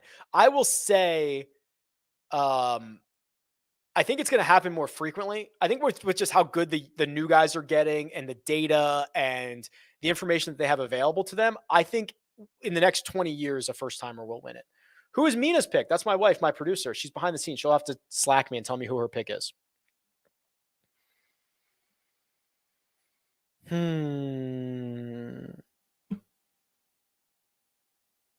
Is Sung Jae all of a sudden a fade due to his ownership projection? I believe so. I love Sung Jae. I just think at 25%, there are a lot of other good guys. Over under on holes in one. And I'm actually at work. Nice. Stick it to the man. Rage Against the Machine. Use corporate time to listen to the live chat. Love that. Oh, Mina she said can't play. I think she said it on purpose. That means Patrick can't play. There will be aces this week. Yeah, I think 1.5 is probably the line. I'll take the over. You're probably going to get one on Sunday on 16, and then you'll get one somewhere else. I've talked a lot about Brooksy. I don't know if I actually brought up his profile or not. I think I might have, but I mean, we've been going this for an hour and 45 minutes. I mean, he's won twice in his last 7 starts. It's across 6 months. I thought he had that look about him, which is kind of a weird thing to say on a data-driven show, but I think he's healthy. I think he had that look about him. If you look at like just straight up major championship history, the dude's a stallion.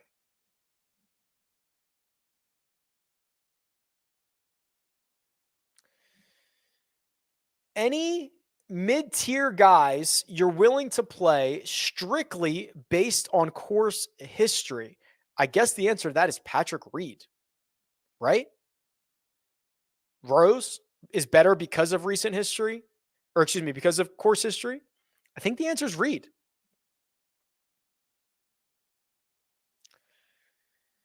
Hey, Rick, been watching for a few months and love the content. Thank you.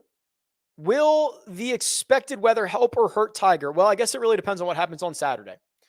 If they have to play golf on Saturday, I do not believe that helps Tiger Woods. It's going to be like 53 degrees and raining. If they could get washed on Saturday, I think it helps Tiger a lot. I think it gives him a day off. He doesn't have to play in the coldest day.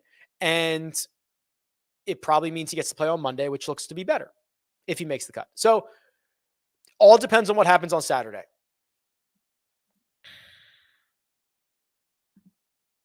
Oh, I'm at the point of the show where I was like, who's that Canadian that I can't remember? And everyone's like, Svensson. Yeah.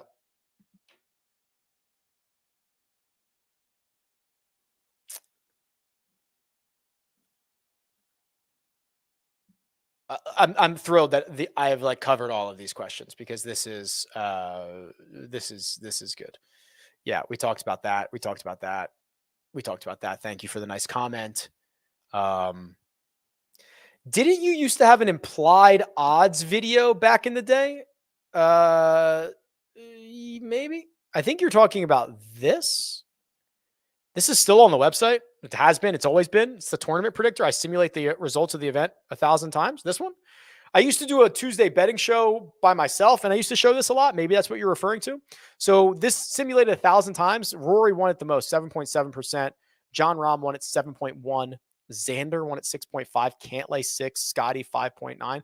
There were only 8 golfers who won it at least 4% of the time. The rest were Spieth, Cam Smith, and Dustin Johnson. That's pretty low. The way that this tournament predictor reads is that there are not a lot of guys who can win this. I know it says 53 golfers won the simulation at least one time, but that's like I've ran 1,000 simulations. There's a lot of win equity at the top of the board is the way that this reads. So then what you use this for is you then compare this to the odds across these different books, right? So like betting Neiman at 55 or 66 to 1 is a winning bet if he's going to win it 2.7% of the time. And then it's got the top 5, top 10, and top 20 numbers. So I think that's what you're going for there. It's always been on the site. Sometimes I show it more than others. Is there a way to factor in golfers who miss left in your product? The answer to that is yes. Wait, I should look at the camera. Yes. Go to the Holy Grail, go to Off the Tee, and go to left rough tendency. So this is the amount of time guys miss the fairway left. Hatton does it 8% of the time when he misses. That's the least. So 8%. Colin doesn't miss left. Siwoo doesn't miss left. Tom Kim, Tom Hoagie, Cam Young, etc. There's also right rough tendency. Horschel, Henley, Scotty Scheffler. They don't generally miss right as much. So yeah, it's on the site. You can mess around with it.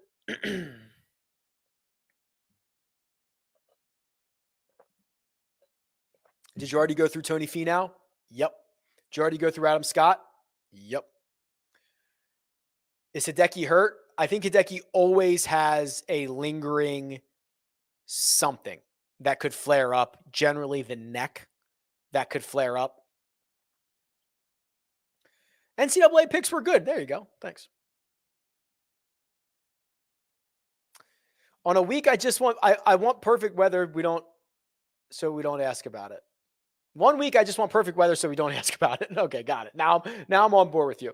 What's the best round have you ever shot? Have you ever had an ace? I shot a 75 at Bears Best last summer. It's actually vlogged. It's on my, if there's a playlist on the Rick Run Good YouTube channel that is golf vlogs with Mina and I, and that 75 is vlogged, which is sick. And no, I've never had an ace.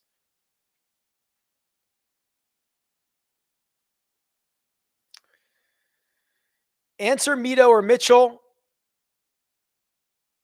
Mito. My brother's on site today and played Champions Retreat with Jorge Posada yesterday. Am I the most unlucky sibling of all time? Seems like it. This is just someone saying his mutter was a mutter, which is funny. I'm convinced that DJ is going to win the Masters. Am I crazy? No. I think he could win. More likely that Bryson shoots 80 or more or makes the cut. I mean, I don't think he's going to shoot 80 or more. I don't think he's going to play well, but 80 is like insanely bad. So I think in that scenario, he's going to make the cut. Got to choose Tim Watley, David Putty, or Newman. It's Newman, but I do love Putty. Have you seen an optimal lineup with $0 left over? So shameless plug. I write a newsletter every single week. Where is it? I guess I'll just open it up. RickRunGood.com/newsletter. I'm sure there's a link in the description. It's called the Run Good Rundown. It looks like this.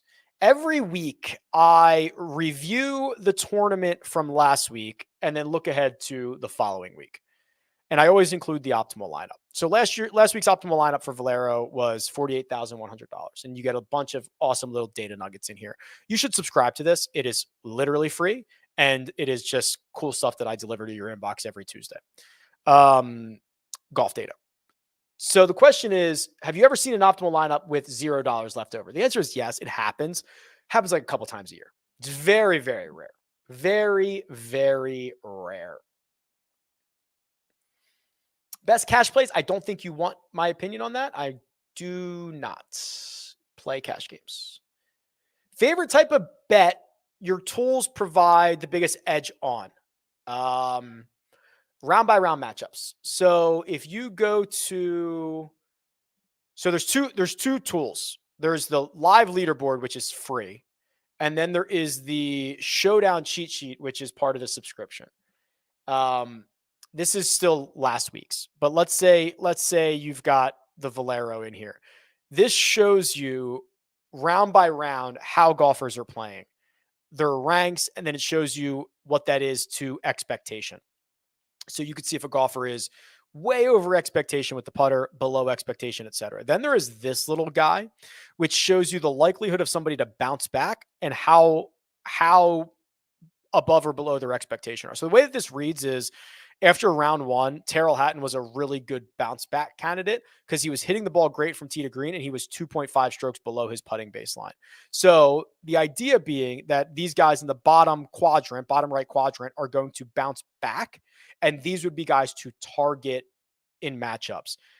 The guys in the upper left are guys that are getting lucky, who are hitting it poorly and putting above their head. That is likely to regress. So if everybody gets back to their putting baseline, you got guys that are going to bounce and guys that are going to regress. So when you use that for round by round matchups, you print. There are a lot of ways to shoot 68 on the PGA Tour.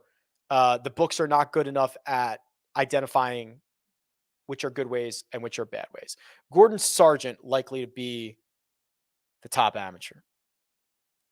None of the questions you're answering are on my feed. Yeah, I don't know what you're seeing. I'm on the back end of like YouTube Studio, so I probably can see more, or you're not caught up yet. I was pretty far behind.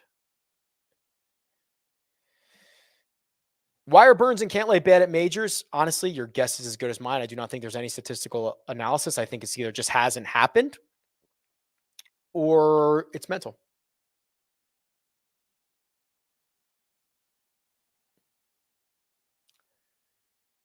I did answer the PrizePicks question. Do Rory over round one, Tiger under round one. Use the code Rick. Get yourself a deposit bonus. How much does Mina outdrive you by? 60 yards. Middle of the road, one and done. Middle of the pack. Rick or Spieth? Who's Rick? Patch? What? You can play Spieth. That would be fine. Love the rundown. As always, thanks for that, Rick. Been keeping a spreadsheet to keep up with the optimal. Nice. We'll report back after I win a mini. Thank you. Were you surprised with how many of you guys picked Colin for bets on the first cut? Yes and no. I mean, it's a ball striker thing, and everybody's enamored with Colin. Can't believe I'm asking this, Tiger or Mito. It's Mito, but don't love it. Saw a stat that the average Masters winner age between 31 and 39. Do you have a list of those players? No, but also come back, Guffey, when you tell me how many other tournaments are won by guys who are between 31 and 39. You're married to Mina Kimes. No, I'm married to the better Mina. Liv Guy is going to be able to handle the grind of a fourth round? Probably not. All right. That is literally the last question. Wow. The longest, biggest, I can't even talk anymore, live chat ever. Go subscribe to RickRunGood.com. Subscribe to the channel. Subscribe to my newsletter. I waited 2 hours to do the plugs. It's all good stuff. It's all worth it. I am stoked for a great week. I'm appreciative of all of you hanging out with me for the last 2 hours and talking through Masters nonsense, but really appreciate it. Mina does all the hard work behind the scenes. She's producing the show. So,